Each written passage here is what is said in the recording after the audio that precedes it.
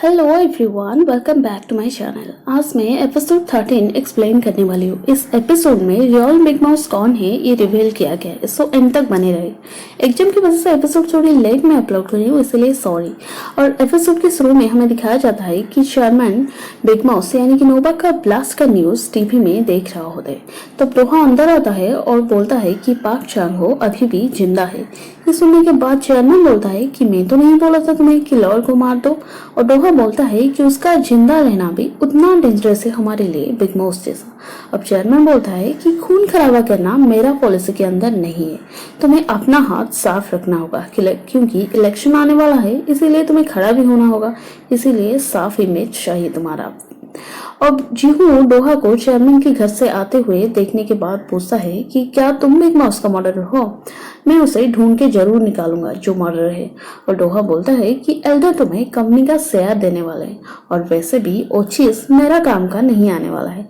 ये बोल के वो वहां से चला जाता है। डोहा चेयरमैन के बात को याद कर रहा होता है कि मैं खून खराबा करना नहीं चाहती हूँ।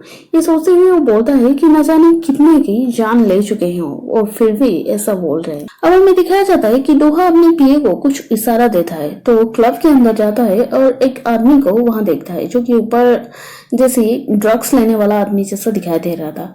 वो उसे बोलता है कि तुम्हें जो खेल शुरू किए हो वो खेल को तुम्हें खत्म भी करना होगा। और चांग सोच रहा था कि बेल पेपर जब साइन किया था ओनोबा से तब वो बोला था कि तुम्हें मैं बहुत भरोसा कर रहा हूँ और तुम्हें एक प्रॉमिस करना होगा मुझे कि कभी भी तुम हार नहीं मानोगी। अगर तुम हार भी जाओगी तो उसमें कुछ फर्क नहीं है, पर तुम कोशिश जारी रखोगे, ये वादा करो। और ये सब सोचते हुए वो नोबा की डेड बॉडी के पास बैठा हुआ रहता था। और पार्किंग एरिया में एक आदमी चांग की इंतजार में था और वो बाहर आते ही उसे देख के उसे फॉलो करने लगता है। और नोबा की रेस्टोरेंट में हो जाता है तो उसे भी पीछा करते करते वो वहां पहुंच जाता है और अचानक से चांग के ऊपर वो हमला कर देता है। तब दूसरी तरफ से और एक आदमी आता है जो कि पीछे से उसे पकड़ लेता है और बेहोश करने की कोशिश कर रहा था। तब जेरी आके बोलता है कि मेरी आने में थोड़ा लेट हो गया। बोलता है कि हमारे बॉस को जो आदमी मारा है वो उनके आदमी है, वो भेजे थे, वो तुम्हें भी अटैक करने वाले थे। और ये सुनते ही चांग मिहो को कॉल कर रहा होता है।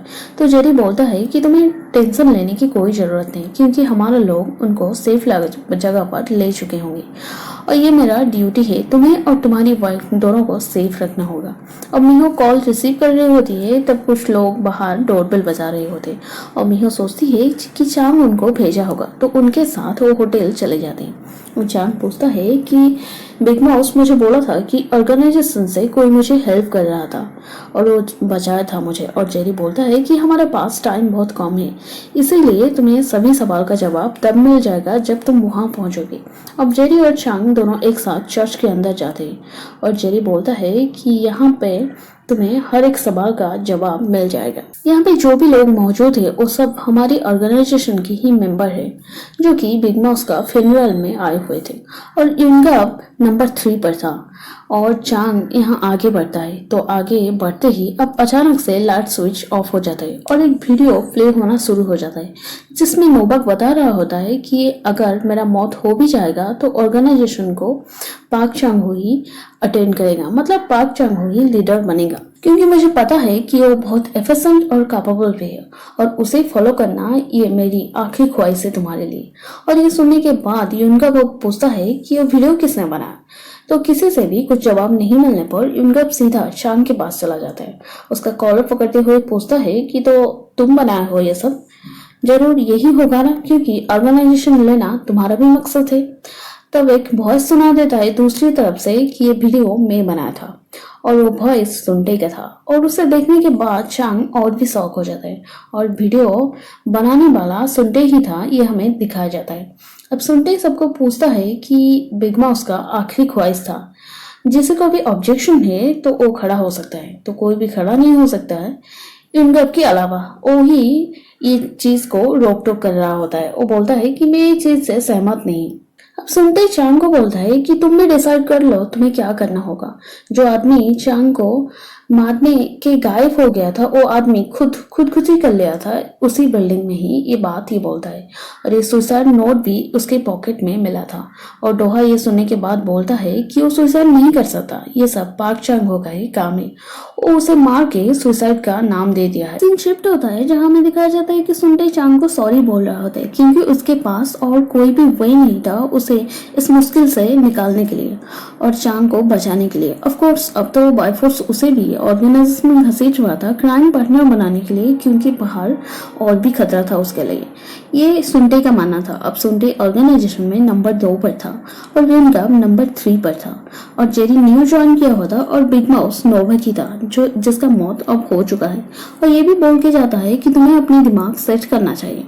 चांग ये सब सुनने के बाद जब वापस आता है तो चांग ये बात डायरेक्टली नहीं बोलते हुए सिर्फ इतना बताता है कि हमें बिग माउस का साथ देना चाहिए क्योंकि पहले से आज तक वो हमें प्रोटेक्ट करते आया है। और ये सुनने के बाद अब मीनू बोलती है कि हमें रहना चाहिए क्योंकि मॉडल इनमेंट की जो ल्यूकेमिया की वजह से मौत हो रहा है और हेजन की मिसिंग केस, उस सब केस में बिग माउस हमारा साथ जरूर देगा। और चांग भी यही चाहता था। और नोबा की जो बेटी थी उसके नाम सूजिन थी जो कि एक फ्रीलांसर रिपोर्टर थी और वो इनर फोरम को एक्सपोज करना चाहती थी। तब से वो मिसिंग हो गई थी और उसकी स्केलेटन के साथ एक डायरी भी मिला था और डॉक्टर सीओ के केस और पेपर के बारे में उसे भी पता थी। और उसके बाद डॉक्टर सीओ का एक्सीडेंट हो गया था और 100 बिलियन ओन बिग माउस के पास नहीं था, ये भी सुनते बता देता है। और वो सब और किसी के हाथ लग चुका था उनके पहुंचने से पहले वहां।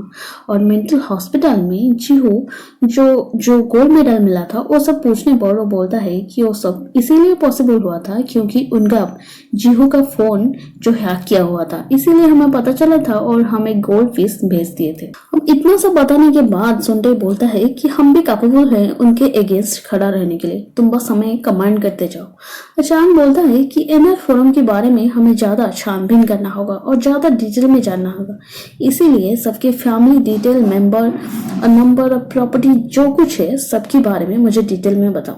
अब इनर फोरम में टोटल 21 मेंबर थे और चेयरमैन था हेड उस ग्रुप का।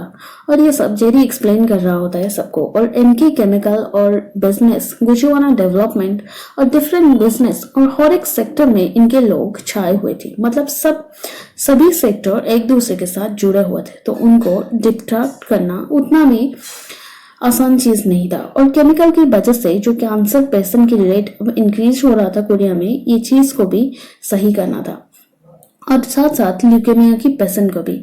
और उस दिन पानी के पाइप फट जाने की वजह से जो हालत क्रिएट हुई थी मिहो उस बारे में बताती है। अब उसके पापा बताते हैं कि जो ग्राउंड वाटर वो इलीगली ये लोग उस चैम्बर के रूम से ही थे सप्लाई कर रहे हैं अपनी फिश फार्मिंग करने के लिए, जो कि इलीगल चीज है क्योंकि वो टैक्स नहीं भर रहे थे।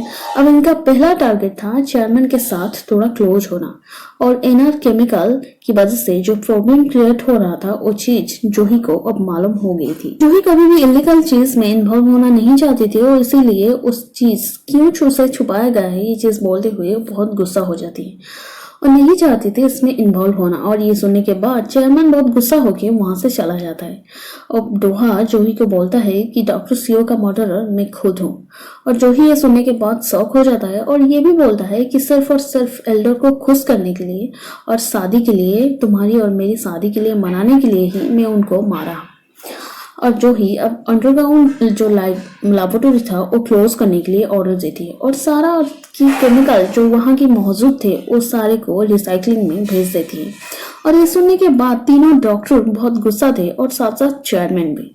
तब जो ही अंदर आती है और बोलती है मैं और एक लैबोरेटरी बनाना चाहती क्योंकि जो पुराना वाला लैबोरेटरी है उसके बारे में सबको, मतलब पब्लिक को पता चल चुका है, इसीलिए मैं एक सीक्रेट ये लैबोरेटरी बनाना चाहती हूँ और ये काम के लिए मुझे शेयर की जरूरत है।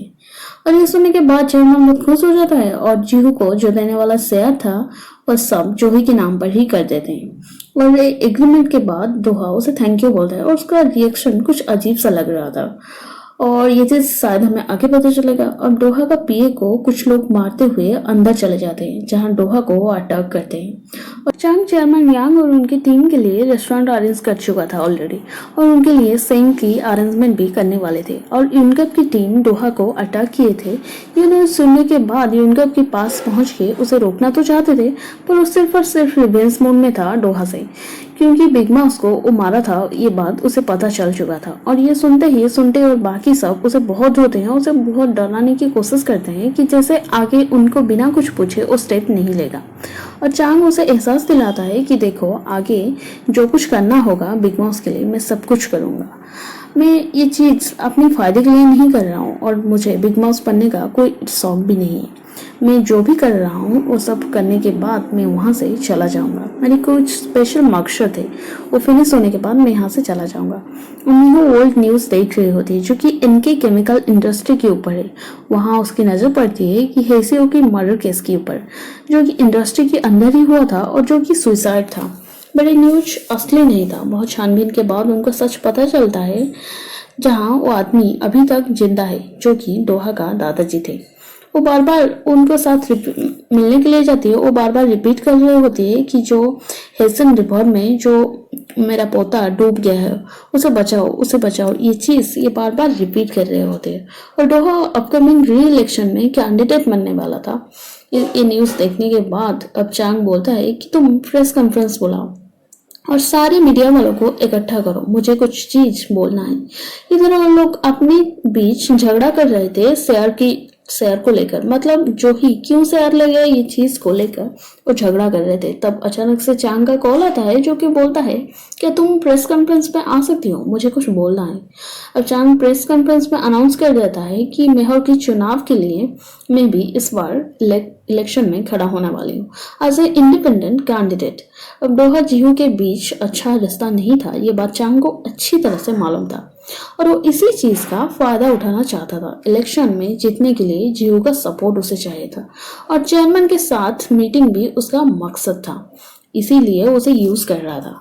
और चांग का इलेक्शन पे कैंडिडेट बनने के बाद वो उसे बहुत मदद करेगा ये भी बोलता है। अब जिहून चांग को अपने साथ लेके आता है मिलने के लिए चेयरमैन के साथ, और एपिसोड यहीं पर खत्म हो जाता है। नेक्स्ट एपिसोड देखने के लिए चैनल को सब्सक्राइब कीजिए और दूसरा एपिसोड और भी इंटरेस्टिंग होने वाला है शायद।